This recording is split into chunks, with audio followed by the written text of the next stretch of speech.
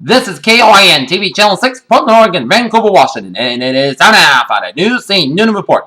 Wednesday, December 9th, 1970. Good afternoon, everybody. I'm Peter Wiggins here, your news headlines here.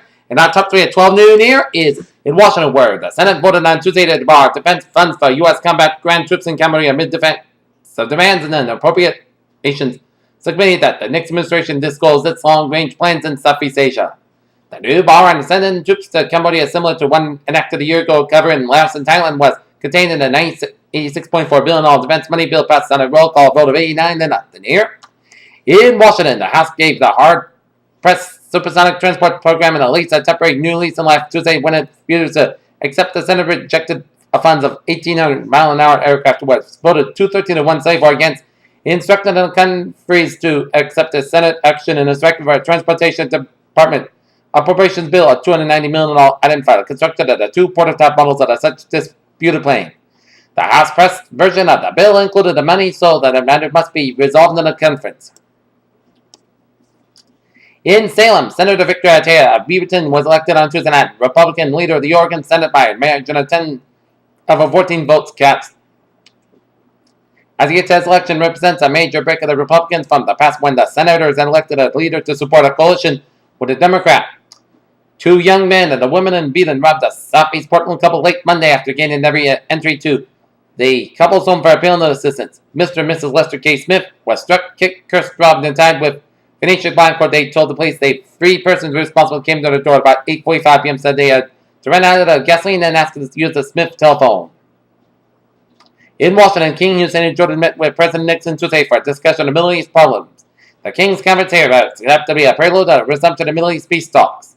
In Buffalo, New York, the Common Council approved an ordinance on Tuesday that eventually will ban the sale of leaded gasoline in the city. To the information that the legislation of this kind passed by any government jurisdiction in the nation, as Council William B. Hort sponsored the measure, said the ordinance requires all service stations of the city have at least 1 pump selling a low-lead gasoline by September 1st, 1971. By 1976, all gasoline must be either lead-free or have a low lead content, and by the January 1st, 1980, all gasoline sold in the city must be lead-free. In Washington, a union leader hinted at Tuesday that Congress could avoid a nationwide railroad walkout by voting some wage increases into effect immediately, along with an appeal. Well, strictly, I've said that it couldn't strike no matter what you do, said President C.L. Dennis at a brother of the railway clerks told the House Commerce Committee. Considered an emergency legislature to block the scheduled strike around 12:01 a.m. on Thursday. Washington, the United States Postal Service has ordered a 300-mile limit on mail packages, publications, and advertising should the rail strike occur as scheduled on Thursday morning. No limit is being placed on the first class of letter mail because of the possible interception of train-carried mail, the Postal Service said. In Washington, the nation's freight shippers were blocked Tuesday by the Supreme Court from challenging a $440 million rate increase in the federal court. The decision reason in the block was produced by a 4-4 split of 8 justices. Justice William O. Douglas dropped out of the case. He gave no explanation. In Detroit, representatives of 166,000 members of the United Auto Workers at Ford Motor Company Tuesday put their stamp of approval on a new contract with Ford. The nation's second largest automaker publicly announced a 3rd price increase of its 1971 cars. Ford announced that late Tuesday had hiked the average increase of the suggested retail price of an additional $15 by bringing the total increase over 1972. 1/8 of the 1970 models.